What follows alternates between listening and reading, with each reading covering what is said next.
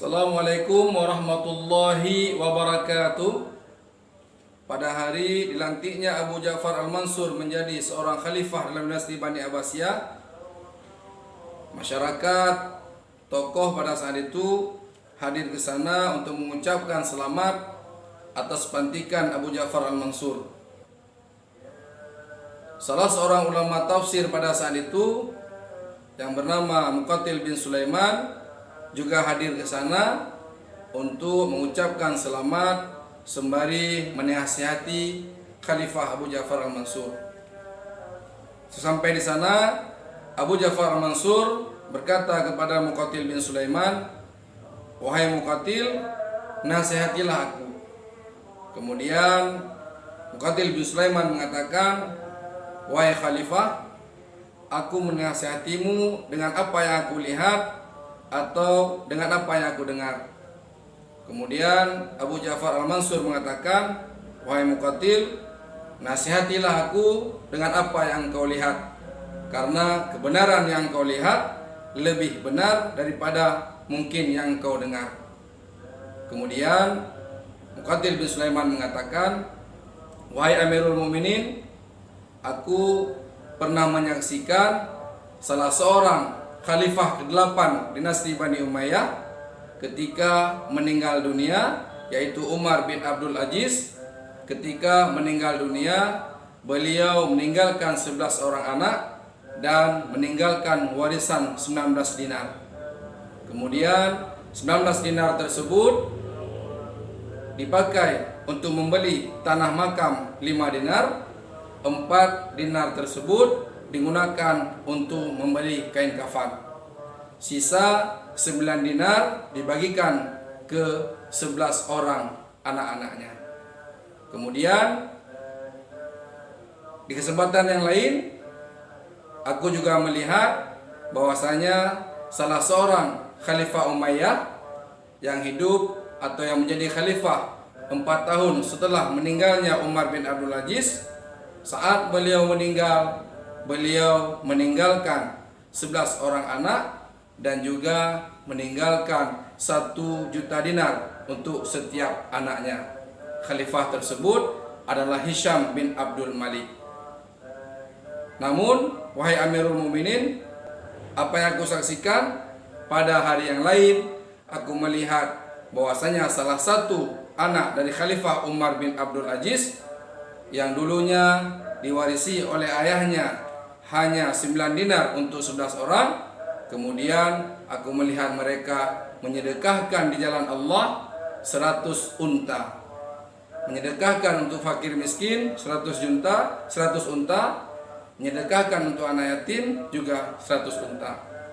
Kemudian wahai Amirul Mukminin, wahai Khalifah, di hari yang lain juga aku melihat anaknya Hisham bin Abdul Malik yang dulunya diwarisi oleh ayahnya sebanyak 11 orang, mereka itu diwarisi oleh ayahnya per orangnya 1 juta dinar. Aku pernah melihat salah satu anak Hisham bin Abdul Malik, mereka meminta-minta di jalan.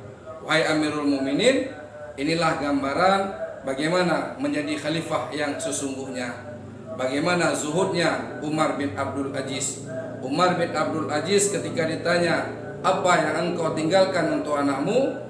Beliau mengucapkan, "Yang aku tinggalkan adalah takwa. Jika anak-anakku takwa, jika anak-anakku saleh, maka Allah akan menolongnya. Namun jika anakku pelaku maksiat, minimal aku tidak mewarisi harta yang banyak untuk membantu anakku berbuat yang maksiat." Inilah konsep hidup daripada Umar bin Abdul Aziz. Tingkah pola hidup Umar bin Abdul Aziz ini yang kemudian disampaikan oleh Muqatil bin Sulaiman, salah seorang daripada ulama pada saat itu, ulama tafsir pada saat itu, kepada Abu Ja'far Al-Mansur pada saat Abu Ja'far Al-Mansur dilantik menjadi khalifah. Umar bin Abdul Aziz yang menjabat khalifah hanya 2,5 tahun atau 30 bulan, namun dalam pemerintahannya tidak ada lagi orang yang mau menerima zakat. Begitu banyaknya harta dalam Baitul Mal, tidak ada lagi orang yang mau menerima zakat. karena semua masyarakat pada saat itu sudah sejahtera semuanya. Umar bin Abdul Aziz hanya menduduki khalifah selama 30 bulan, dan luasnya dalam satu riwayat disebutkan hampir setara dengan 25 negara pada saat ini, namun tidak memiliki harta yang berlimpah ruah. Inilah yang disampaikan oleh Muqatil bin Sulaiman kepada Abu Ja'far al-Mansur, bahwasanya zuhud dan waraknya Umar bin Abdul Aziz, salah satu khalifah dalam Bani Umayyah yang sudah ada sebelum Abbasiyah itu berdiri, yang sudah ada sebelum Khalifah Abu Ja'far al-Mansur itu dilantik, menggambarkan bahwasanya bagaimana sejahteranya negara Islam pada saat itu, bagaimana sejahteranya masyarakat Islam di bawah itu, di bawah pemerintahan Umar bin Abdul Aziz, seorang khalifah yang memimpin hampir setara dengan 25 negara masa kita sekarang, tapi meninggalkan hanya 9 dirham untuk anak-anaknya. Anaknya berjumlah 11 orang, meninggalkan 11 dirham saja. 18 dirham jumlah warisannya, 5 dirham untuk membeli tanah pemakaman, 4 dirham untuk membeli kain kafan, 9 dirham lagi dibagikan oleh anak-anaknya.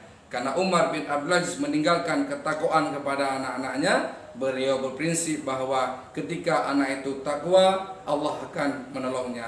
Namun ketika anak itu berbuat maksiat, dia tidak ikut serta memodalkan anak tersebut untuk berbuat maksiat. Kalau Umar bin Abdul Aziz memberikan harta yang banyak kepada anaknya, anak itu berbuat maksiat, tentu dia tersebut seolah-olah menolong anaknya untuk berbuat maksiat. Namun kalau ditinggalkan yang ketakwaan kepada anaknya, maka kalau takwa, Allah akan menolong anak tersebut. Kalau dia besoknya pelaku maksiat, berarti dia terlepas karena tidak memberikan warisan yang banyak kepada anaknya. Semoga bermanfaat. Wallahu a'lam bishawab. Assalamualaikum warahmatullahi wabarakatuh.